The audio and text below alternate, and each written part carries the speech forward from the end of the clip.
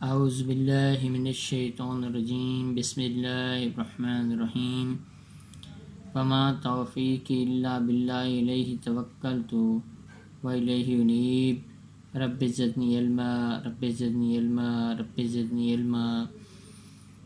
عزیز طلباء، میں محمد عابد lecturer Chenab college Jhang آپ سے مخاطب ہوں۔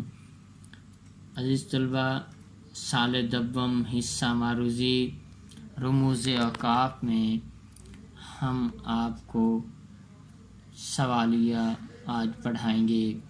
رموز اوقاف رمز کی جمع ہے جس کے معنی اشارات، نشانات، علامات کے ہیں، جبکہ اوقاف وقف کی جمع ہے جس کے معنی ٹھہراؤ، وقفہ، رکنا۔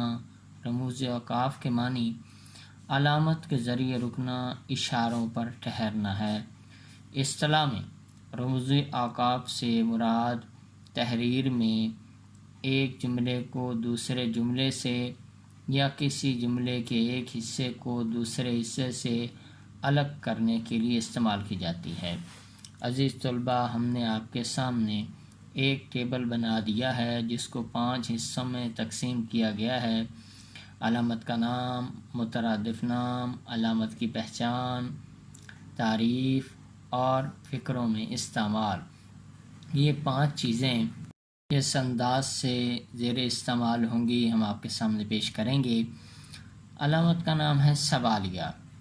سوالیہ کا مترادف نام ہے استفہامیہ۔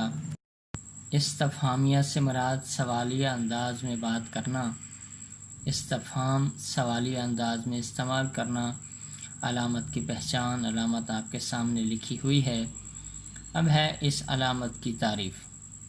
عبارت میں سوالیہ جملے کے آخر پر قابل تشریح اور تحقیق طلب کلمات یا الفاظ یا کسی جملے میں کسی سے سوال پوچھنا یا دریافت کرنا ہو تو یہ علامت استعمال آخر پر کی جاتی ہے۔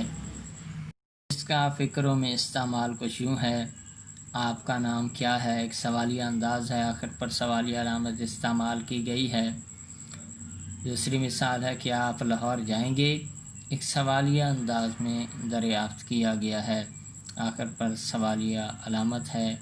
کمرے میں کون ہے؟ ایک استفسار کیا گیا ہے، سوال پوچھا گیا ہے کہ کمرے میں کون ہے اور ساتھ علامت استعمال ہوئی ہے۔ عزیز طلباء، اب اس علامت کا استعمال کس طرح کیا جاتا ہے؟ سالانہ امتحان میں رموز اوقاف میں سوالیہ یا استفہامیہ میں سے کثیر الانتخابی سوالات کے جوابات کس انداز سے آتے ہیں؟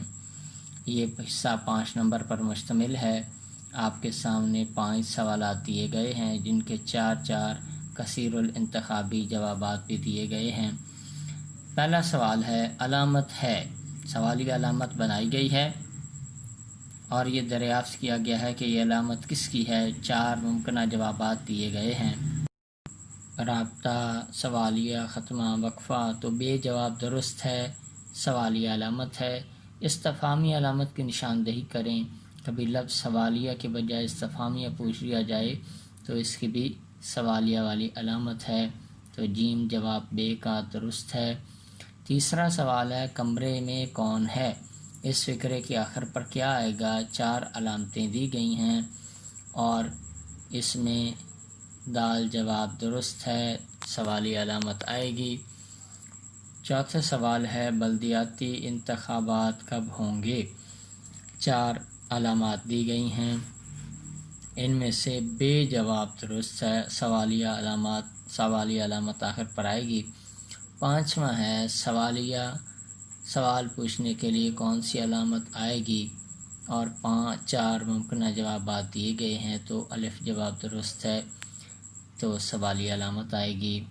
اس کے ساتھ ہی عزیز طلباء، ہم آپ سے اجازت چاہیں گے۔ اللہ حافظ۔